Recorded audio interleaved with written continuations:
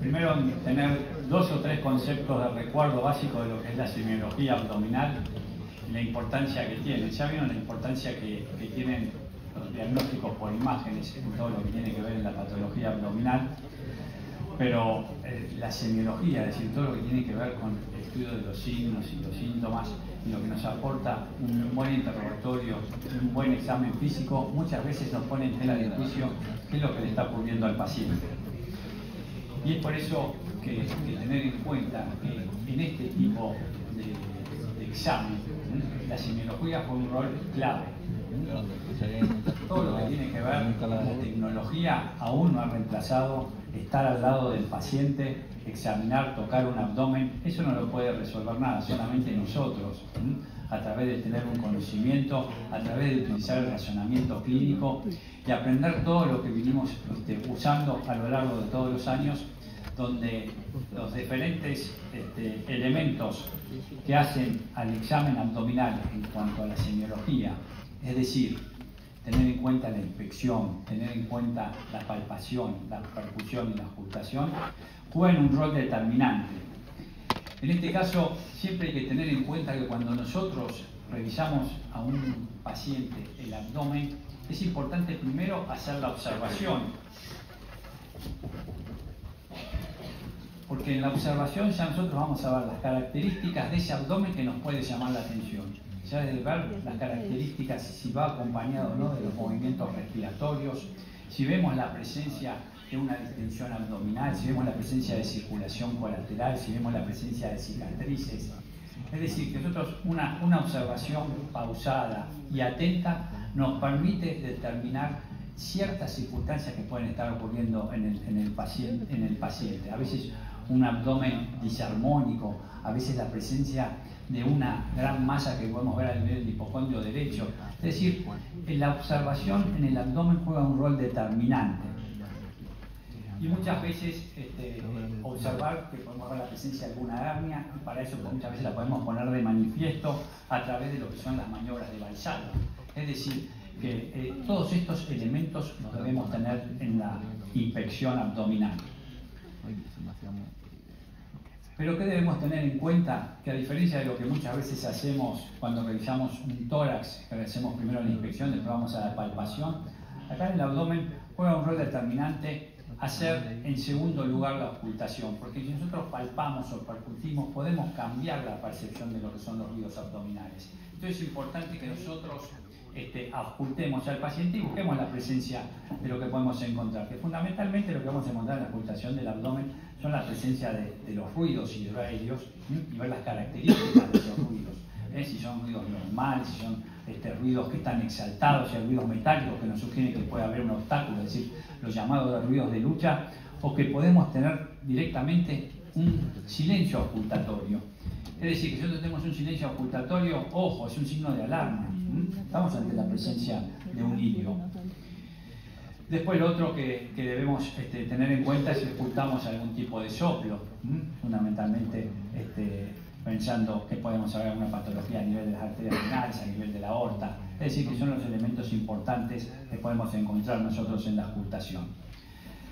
Pero lo que es el pilar fundamental es la palpación del abdomen. Y para palpar el abdomen fundamentalmente, recordemos siempre que nosotros tenemos 2 elementos, lo que es la palpación superficial y la palpación profunda.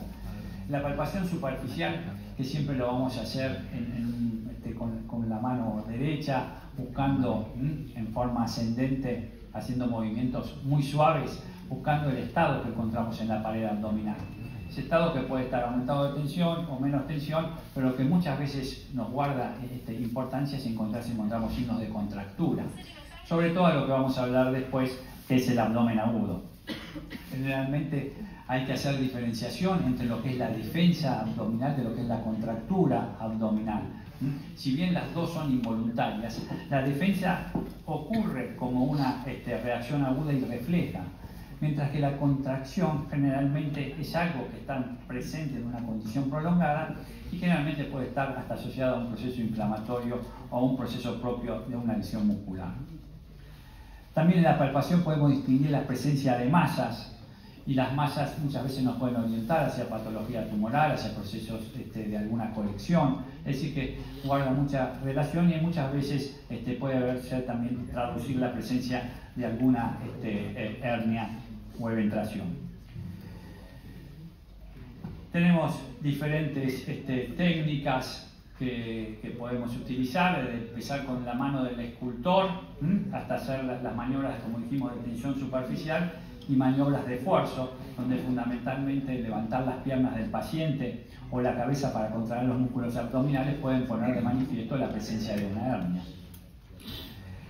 Y también vamos a buscar a través de la palpación profunda todo lo que tiene que ver con el desarrollo de organomegalios, procesos de pseudoquistes que muchas veces ya los podemos detectar a través solamente de una palpación profunda, y muchas veces también poder palpar la presencia de algún aneurisma, que fundamentalmente lo vamos a sentir como esa transmisión que lo podemos sentir a través de una pulsación.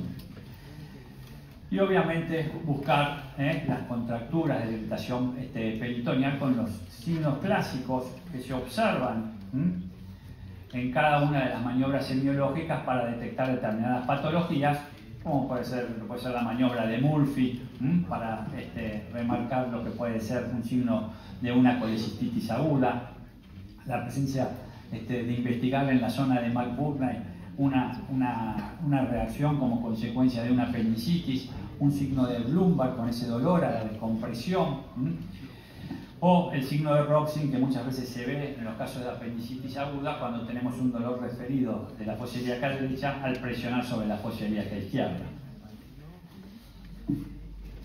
La percusión fundamentalmente nos va a permitir reconocer en el abdomen dos tipos de sonido, lo que es el timpanismo y la matidez, y que fundamentalmente las vamos a encontrar cuando queremos buscar si hay una colección líquida, si esa colección se modifica cuando yo cambio de decúbito al paciente, nos va a tener un rol determinante.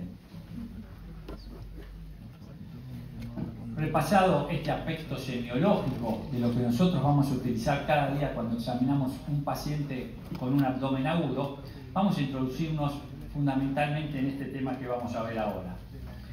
Y el abdomen agudo generalmente es un verdadero desafío para nosotros, para los médicos clínicos, tanto a nivel de los que hacemos consultorio como los que hacemos guardia, y representa aproximadamente un 10 a un 15% de las consultas evaluadas en los servicios de urgencia. El protocolo siempre debe estar destinado a que nosotros podamos discernir si estamos ante la presencia de un abdomen agudo que merece una resolución ya, en un tiempo exacto, determinar si tiene una conducta quirúrgica. ¿Para qué? Porque muchas veces lo que va a prevenir que el paciente después tenga un futuro ominoso. ¿Cómo debemos entonces nosotros abordar un abdomen agudo? Tenemos que tener 3 puntos claves. El primero es identificar si estamos ante un proceso grave o no. Eso es lo primero que se nos tiene que ver cuando nos viene a consultar un paciente con un cuadro de abdomen agudo. El segundo, responder, ¿el paciente está grave? ¿Tiene compromiso hemodinámico? ¿Está taquicárdico? ¿Está sudoroso? Aparte de su proceso de dolor abdominal. ¿Está en juego la vida del paciente? Y el tercero es lo que debemos saber diferenciar, es si estamos ante la presencia de un abdomen agudo o de un dolor abdominal agudo. El dolor abdominal agudo es un síntoma, en cambio el abdomen agudo es un síndrome. Y el dolor abdominal agudo, como vimos, es un síntoma que se caracteriza por lo que obliga al paciente a consultar de manera urgente. Este síntoma de dolor puede ser de diferente grado de variabilidad, de acuerdo a las características del paciente, de acuerdo a lo que el paciente o a las propias condiciones del paciente nos puede determinar las características de ese dolor. Pero en cambio, el abdomen agudo es un síndrome. ¿Por qué se caracteriza? Por un dolor abdominal de instalación aguda, pero que generalmente ya tiene una duración mayor, que generalmente mayor a 6 horas, que es progresivo, que puede ser potencialmente mortal y que va a ir acompañado de alteraciones locales y sistémicas. Eso obviamente va a depender de la etiología, del diagnóstico y de que el diagnóstico lo hagamos a través de un tiempo adecuado y un tratamiento oportuno. También tenemos que desmitificar que abdomen agudo es sinónimo de cirugía. No todos los abdómenes agudos son quirúrgicos, sino hay algunos que son de resorte médico y nosotros debemos jugar un rol determinante en poder discriminar a aquellos que van a requerir una intervención quirúrgica de aquellos que no. Y para eso es importante poder entender cuáles son los mecanismos de producción de los abdómenes agudos. Si nosotros entendemos cuál es el verdadero mecanismo de producción del abdomen agudo, nosotros es más difícil que nos equivoquemos en el diagnóstico final. Y es así cuando pensamos nosotros en mecanismo de producción de un abdomen agudo, debemos pensar desde el punto de vista fisiopatológico. ¿Qué está ocurriendo? ¿Ocurre una oclusión? ¿Ocurre una inflamación? ¿Ocurre un proceso hemorrágico? ¿Ocurre un proceso inflamatorio? ¿Un proceso metabólico o hay una alteración isquémica? Ahora en un ratito vamos a ver cómo son los diferentes mecanismos de producción, pero en cuanto a todos estos mecanismos de producción, nosotros podemos tener dos orígenes que pueden ser la resolución del mismo, y esta resolución puede ser que la conducta resolutiva sea de origen médica o la resolución sea de origen quirúrgica. Y generalmente la resolución quirúrgica está aproximadamente en los abdómenes agudos en un orden que va del 10 al 25%. Los que son generalmente de resolución médica pueden ser los propios de la pared abdominal, ya sea como un hematoma, una miositis, o de causa de origen abdominal, pero porque está dentro del abdomen. Y ahí tenemos los cuadros más frecuentes que son la pancreatitis, los cólicos biliares, la litiasis, las linfadenitis mesentéricas. Hay hasta un 5% de las hepatitis que realmente son las llamadas hepatitis álgidas. Pueden simular una presentación de un cuadro de dolor abdominal agudo y un síndrome abdominal agudo, pero que no es lo frecuente. El 95% las hepatitis no duelen. Y de extraabdominal hay múltiples causas que pueden ser de origen vascular, neurológicas, hematológicas, procesos infecciosos, tóxico-metabólicas, de uso doméstico, fármacos, y a veces tenemos a aquellos pacientes con cuadros de esquizofrenia que pueden simular dolores facticios.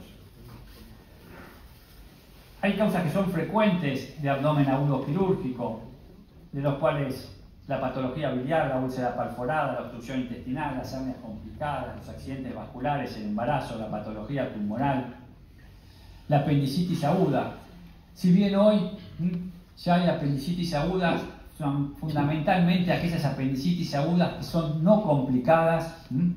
Nosotros, una apendicitis aguda no complicada en un individuo generalmente joven, de 20 a 40 años, que tomográficamente vimos que no tiene ninguna complicación, como recién demostró lo que se ve en las apendicitis agudas en la tomografía computada del doctor Capuñay, y no tiene un apendicolito,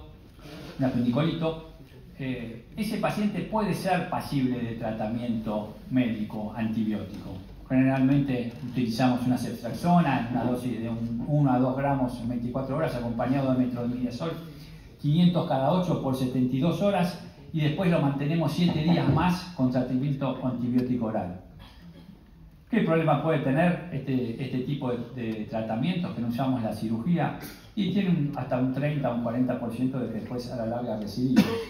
O a veces mismo puede no responder al tratamiento antibiótico y tener una complicación. Si vamos a indicar un tratamiento médico, siempre recuerden de que no haya ninguna complicación y de consensuarlo con el paciente. Entonces, sigamos nuestra sistemática que debemos hacer ante un paciente que se presenta con un cuadro de abdomen agudo y donde debemos tener en cuenta siempre los antecedentes clínicos, las características del dolor, el examen físico minucioso, y con todo esto nosotros debemos indicar un estudio complementario preciso que nos oriente al verdadero origen de este cuadro de abdomen agudo. Los antecedentes clínicos es muy relevante lo que muchas veces nos aporta solamente el sexo y la edad del paciente para determinadas patologías que son más predominantes a una edad que a otras. Investigar siempre sobre el consumo de alcohol, de drogas. Hoy en cuenta las drogas juegan un rol fundamental en muchos abdómenes agudos, sobre todo el tema de la cocaína. La ingesta de fármacos, de alimentos.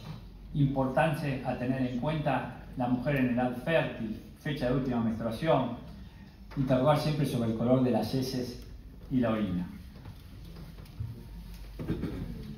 Sobre las características de dolor, eso ya lo saben ustedes muy bien, investigar sobre todas las características y buscar siempre los síntomas acompañantes que pueden haber, que juegan un rol predominante. Si el paciente tiene fiebre, si el paciente tiene vómitos, en los cuadros de abdómenes agudos, fundamentalmente, qué es lo que vomita el paciente guarda un rol importante, tiene un vómito fecaloide,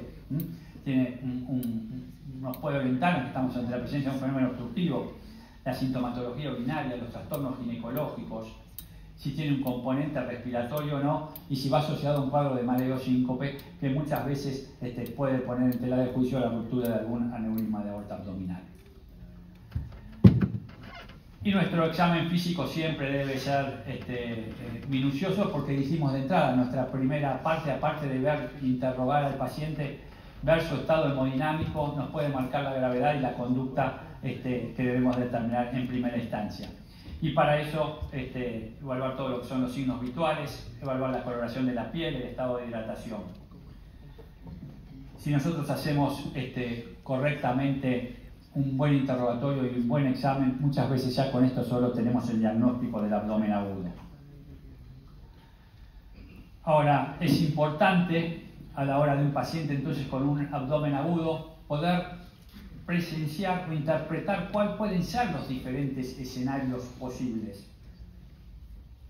Y es así que podemos tener, saco de lado para los que ven la patología en los niños, pero nosotros que somos médicos clínicos podemos tener un primer escenario posible de adolescentes y adultos jóvenes. Y en este caso debemos pensar que las patologías que más predominan son la apendicitis aguda, la patología ginecológica en las mujeres, ojo con la torsión ovárica, con la ruptura del quiste ovárico, con la enfermedad inflamatoria pélvica, el embarazo ectópico, después la litiasis renal, las gastroenteritis, las infecciones del tracto urinario y la enfermedad inflamatoria intestinal siempre son elementos que uno debe sospechar. Como para pensar en este grupo o en este escenario, en los abdómenes agudos en los adolescentes, hay que recordar que las presiones sociales pueden mejorar síntomas. Muchas veces no nos cuenta todo la paciente joven cuando nos viene a la consulta, que ha utilizado alguna, por ejemplo, alguna maniobra abortiva, que está con algún atraso menstrual. Esa presión social muchas veces hace que enmascaren y nos cuenten realmente lo que está ocurriendo. Y siempre tener muy en cuenta la historia ginecológica y sexual, sobre todo en las mujeres. En los adultos, generalmente entre 20 y 65 años, va a predominar la colecistitis, la apendicitis sigue predominando.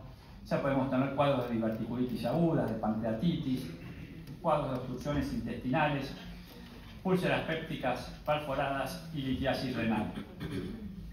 Siempre es importante este grupo, hacer una buena anamnesis, buscar todos los antecedentes quirúrgicos, patológicos, los medicamentos que pueden estar tomando, los hábitos, como decimos, las drogas, el alcohol, la dieta, hacer un examen completo y también sigue guardando vital importancia el examen ginecológico y sexual y la historia ginecológica y sexual en las mujeres en edad fértil. Y después tenemos el tercer escenario, que por ahí es el escenario más complicado que tenemos nosotros a la hora de interpretar un abdomen agudo, que son en los pacientes mayores de 65 años. ¿Y por qué? Porque fundamentalmente ya acá empiezan a intervenir otras patologías que por ahí son más complicadas, como pueden ser los procesos isquémicos, donde a veces pueden hacer lo que son llamados los grandes simuladores y a veces terminan teniendo una verdadera emergencia y tienen una alta mortalidad. ¿Por qué? Porque muchas veces el examen físico no nos aporta muchos datos y si no buscamos mucho los antecedentes de este tipo de pacientes, generalmente nos lleva a diagnósticos erróneos. La diverticulitis aguda, que guarda siempre, recuerden que el principal elemento para hacer el diagnóstico o el gold estándar es la tomografía computada. La colecistitis aguda juega también un rol preponderante en este tipo de población. El aneurisma de aorta abdominal, la perforación de una úlcera péptica. Recuerden que muchos de estos pacientes, por sus procesos de artrosis, son grandes tomadores de aspirina y de antiinflamatorios no esteroideos y eso generalmente se traduce en alguna complicación a nivel del tracto gastrointestinal y muchas veces pueden hasta debutar con una perforación de una úlcera péptica. Las neoplasias abdominales y la obstrucción intestinal son otros procesos que se tienen muy en cuenta en este grupo etario. La frecuencia de las hernias y eventraciones es mayor generalmente debido a que el tamaño de los orificios hernarios se van haciendo más grandes, la disminución del tono muscular que tienen estos pacientes y que muchas veces los trastornos que ocurren por la constipación crónica generalmente lleva a este tipo de trastornos por aumento de la presión abdominal.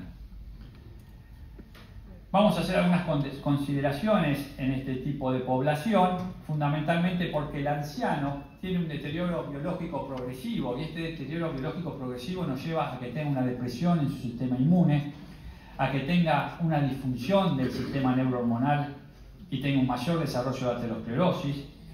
Generalmente tienen una menor respuesta al estrés fisiológico, generalmente tienen trastornos alimentarios y tienen una mayor asociación a enfermedades altamente prevalentes como son la diabetes, la hipertensión arterial, las enfermedades hematológicas, las neoplasias y la cirrosis. Si a esto le sumamos que este tipo de población muchas veces hay una mayor dificultad en la comunicación porque generalmente tienen alteraciones del lenguaje, muchas veces van acompañados de un déficit cognitivo, tienen delirios, tienen deprivaciones sensoriales que hacen muy dificultoso el interrogatorio de estos pacientes. Generalmente tienen los síntomas no tan manifiestos como lo tienen los individuos más jóvenes, generalmente porque tienen medicación que muchas veces solapan los cuadros, tienen una menor respuesta inflamatoria y tienen una alteración a la sensibilidad. Generalmente hay que tener en cuenta de que hay que estar muy atentos a las patologías que pueden presentar el paciente porque muchas veces no se lo ve tan mal y el paciente por ahí realmente tiene un gran compromiso interno. Y la pluripatología y la polifarmacia que tienen estos pacientes generalmente complican el cuadro. Generalmente su sistema inmune tiene una menor capacidad de respuesta frente a las infecciones. La respuesta a los pirógenos, tanto endógenos como exógenos, disminuye. Eso generalmente hace que la temperatura basal sea más baja y también las posibilidades de generar calor. Es por eso que muchos pacientes tienen menos posibilidades o menor posibilidad de generar fiebre. Esto es lo que muchas veces nos pone un poco, nos desorienta, pero hay que tener en cuenta que en esta edad puede ocurrir.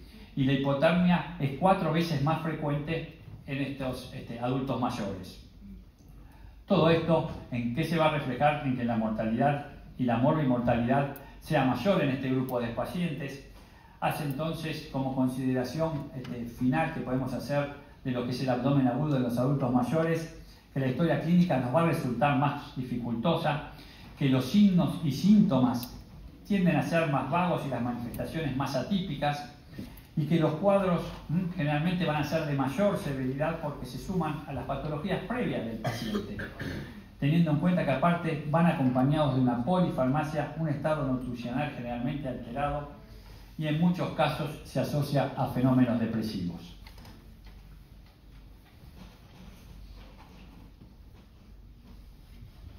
Entonces, lo que dijimos hace un rato, si nosotros debemos tener en cuenta cuál es el mecanismo de producción, esta va a ser nuestra clave para hacer un diagnóstico.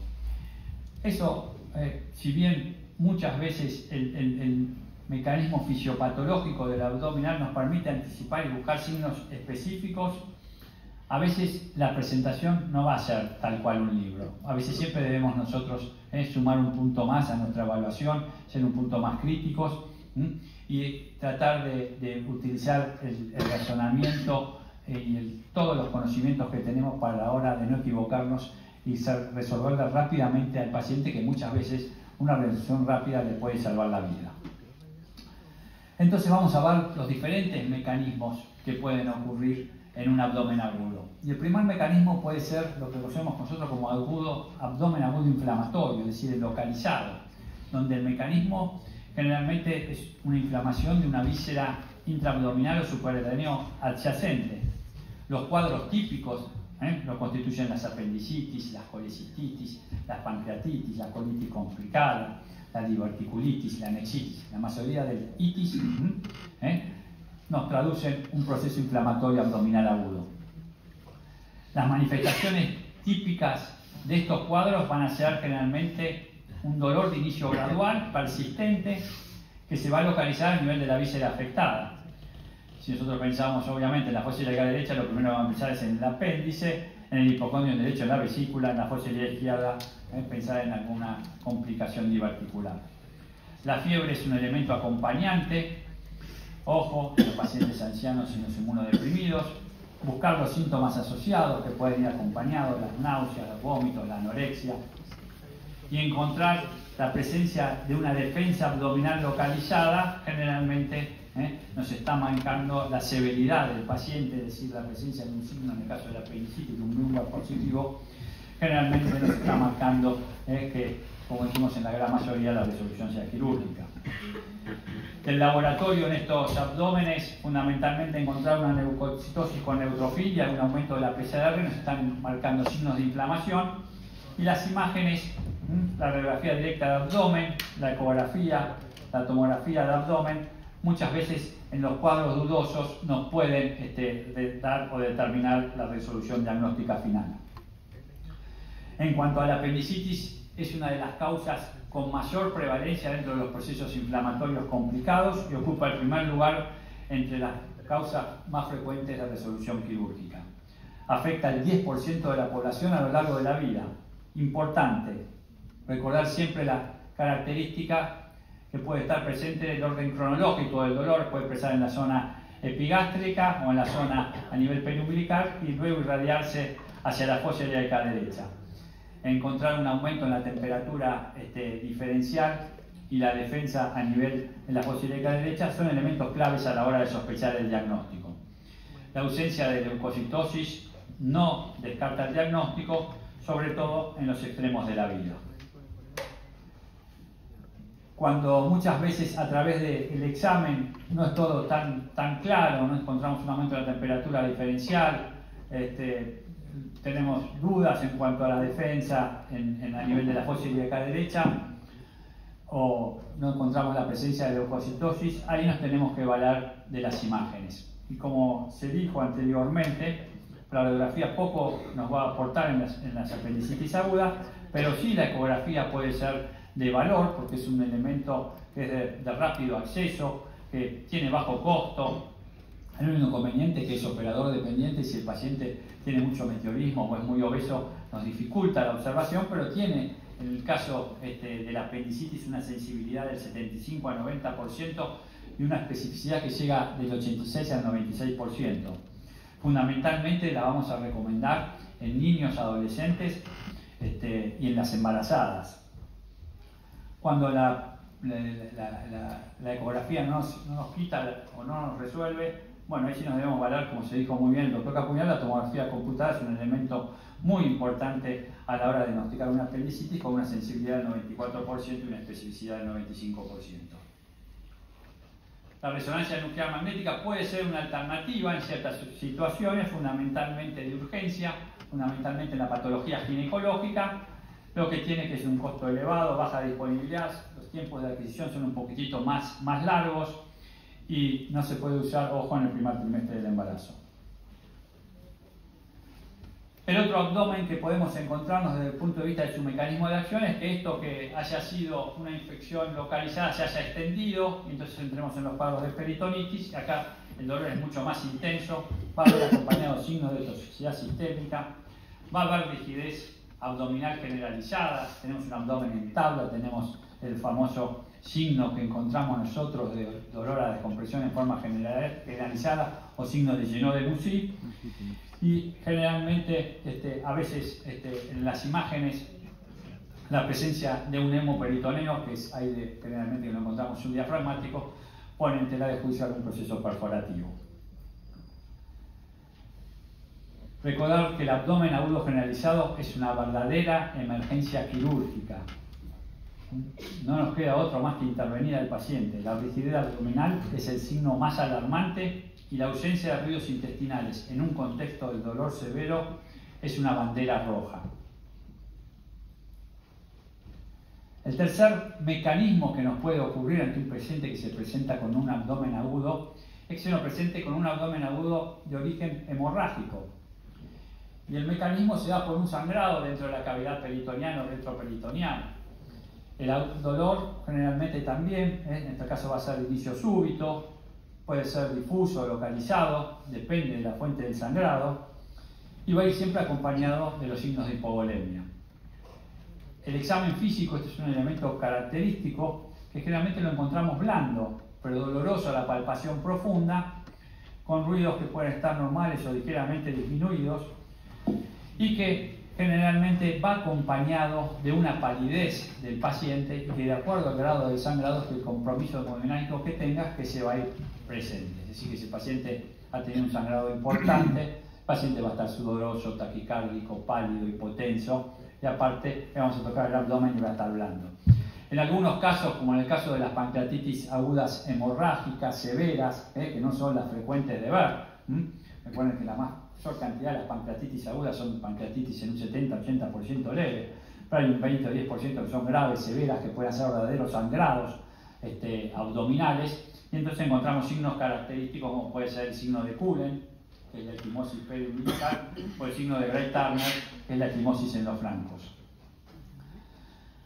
Del laboratorio, que muchas veces nos orienta, es la caída del hematocrito, los signos de coagulopatía, y en las imágenes el hacer la presencia de líquido en la cavidad abdominal a través de una EcoFast o una tomografía computada de abdomen nos pueden complementar y ayudarnos en el diagnóstico de los abdómenes agudos hemorrágicos.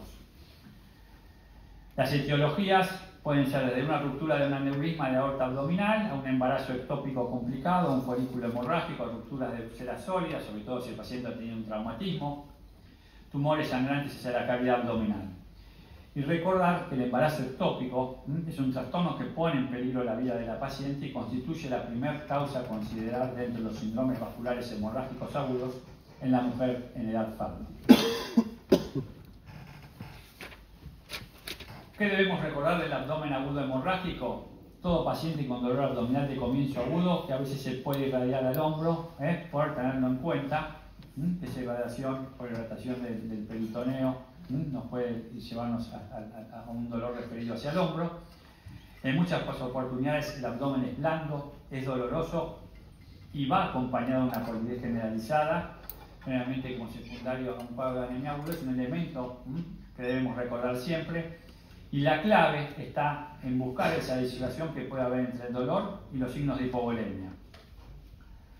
Un paciente con dolor abdominal de un aspecto malo, está pálido, sudoroso, taquicárdico, siempre pensar en hemorragia hasta que se demuestre lo contrario. Y siempre preguntar si no ha tenido un trauma el paciente, que por ahí no le dio importancia y tuvo un trauma abdominal y hizo una ruptura de vaso. Y preguntar también si el paciente se encuentra anticoagulado o no, que puede ser un factor de riesgo a tener en cuenta.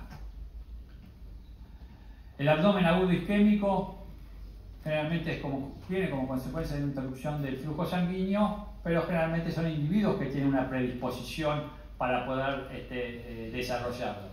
Todo lo que tiene que ver con el desarrollo de factores procoagulantes, sobre todo en la gente adulta o mayor, los pacientes que tienen un tumor, los pacientes que tienen fundamentalmente cuadros de dislipemia importante, que tienen antecedentes de vasculitis, de neoplasias.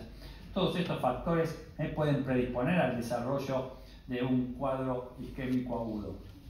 Y el dolor generalmente va a ser muy intenso, y cuando nosotros vamos a revisar el abdomen no encontramos, quizás encontrarnos cualquier elemento que nos sugiera algo, que tocamos el abdomen y es un abdomen blando que no nos aporta muchos datos, muchas veces nos desorienta. Si le pedimos del laboratorio, a veces podemos encontrar una leucocitosis, pero sí es importante tener en cuenta como elementos que pueden estar teniendo o jugando un rol clave en lo que puede ser este estado procoagulante, el aumento del dímero D, la acidosis y la concentración aumentada de lactato. La angio-TC es el gol estándar para visualizar la patología vascular junto con la arteriografía.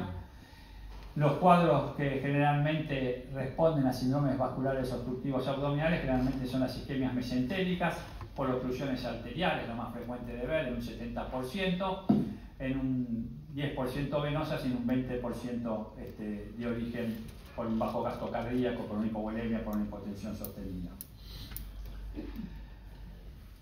Recordar que las isquemias mesentéricas típicas, solo un 30% se presenta con la tríada clásica, que es intenso dolor periumbilical, vómitos o diarrea, y el antecedente previo del embolismo, situaciones clínicas embolígenas. El ecodoppler, generalmente en la isquemia mesentérica aguda, es positivo no muy frecuente. Generalmente necesitamos de un buen imagenólogo para que tenga experiencias en urgencias, porque generalmente solo pueden evaluar la parte proximal de la arteria mesentérica superior. La angioresonancia es un buen estudio para realizar, la arteriografía es el gol estándar, y recordar que la isquemia mesentérica aguda es un problema clínico muy grave y tiene una elevada morbimortalidad en el adulto mayor. ¿Qué debemos recordar del abdomen agudo isquémico? Primero, siempre buscar factores de riesgo. Segundo, si el dolor es severo y está desproporcionado con la exploración física, pensemos en que esto puede ser en un individuo que tenga factores de riesgo, un cuadro de isquemia como consecuencia, el abdomen agudo como consecuencia de origen isquémica. Y ante un anciano con dolor abdominal muy intenso, pero pocos hallazgos físicos, piensen siempre en la isquemia mesentérica.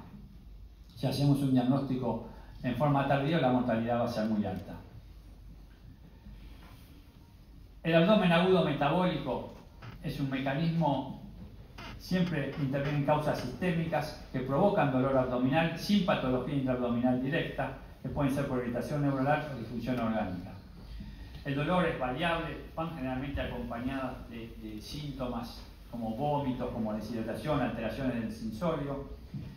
El abdomen generalmente es un abdomen doloroso, la palpación profunda, y siempre pensar en todas estas patologías que pueden estar ocurriendo, como una cetocidosis diabética, una porfiria, síntomas que generalmente en la porfiria aguda intermitente generalmente se llama la gran simuladora, van acompañados muchas veces de trastornos neurológicos.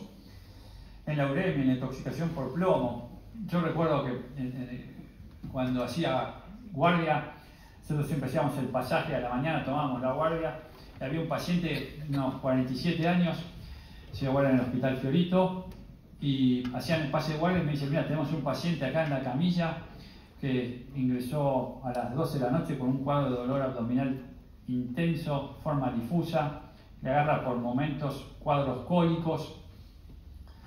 Hicimos un laboratorio, no aporta nada de función renal normal, una discreta leucocitosis, lo pasamos por eco, no nos dio nada, lo pasamos por tomografía, no dio nada, lo tenemos con antiespasmódicos, acá y por momentos le calma el dolor y a las 2 horas vuelve con otro dolor tipo cólico.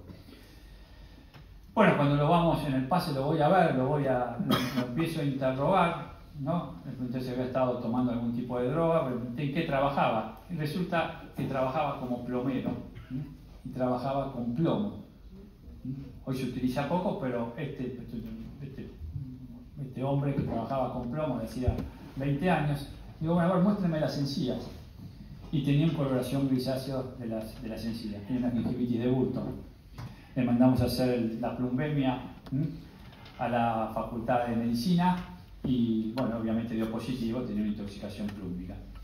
Es decir que a veces no interrogarlo al paciente, solamente interrogarlo por fuera de su profesión, o no darle todo el examen completo, darle las encías, nos llevó a un diagnóstico que se demoró horas en buscar la resolución. Bueno, entonces ante un paciente con posible causa metabólica, siempre considerar las causas extraabdominales o metabólicas, especialmente si la clínica no encaja con una patología quirúrgica obvia, y una buena anamnesis, como dijimos, y un laboratorio siempre son fundamentales. El abdomen agudo oclusivo generalmente se debe a una obstrucción intestinal, puede ser de origen intraluminal o extraluminal, ya sea intraluminal por la presencia de tumores, procesos inflamatorios, parásitos, invaginaciones, cuerpos extraños, fecalomas, o la extraluminal, las bridas, siempre es un elemento a tener en cuenta, y a veces la complicación por algún tumor, por alguna masa, o algún proceso que tenga que ver con una complicación de una hernia. Las manifestaciones típicas de los cuadros oclusivos son pacientes con dolor abdominal tipo cólico, generalmente van acompañados de vómitos, y la presencia de un hilo mecánico con ruidos heridos de lucha nos hacen suponer que estamos ante un proceso de tipo oclusivo. Bueno, acá como se ve en la radiografía, los niveles hidroaéreos en escaleras o la etimografía que aporta fundamentalmente el punto de transición definitivo, la causa y el compromiso que pueda haber, son muy resolutivas a la hora de un abdomen agudo oclusivo.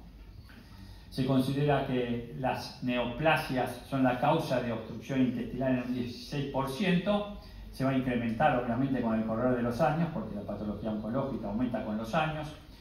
El trastorno, la obstrucción intestinal en el anciano es uno de los trastornos más importantes que requiere una cirugía en muchos casos inmediata por la elevada mortalidad.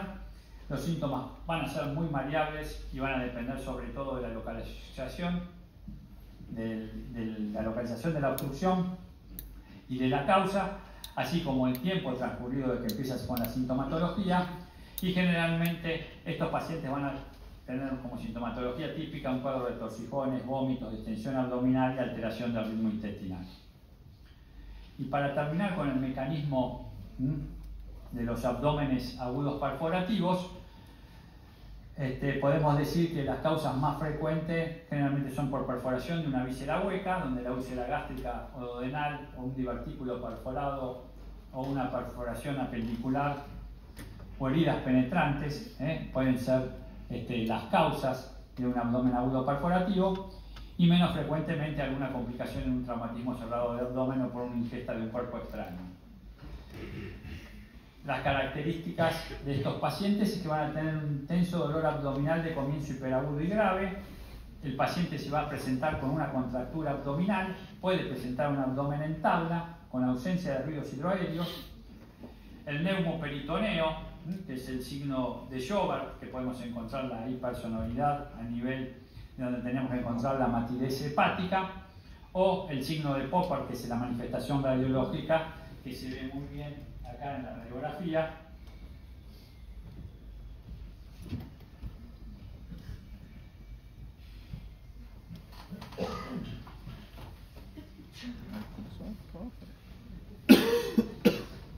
Ven acá como tenemos la presencia de aire por debajo del diafragma, el signo de Popper radiológico.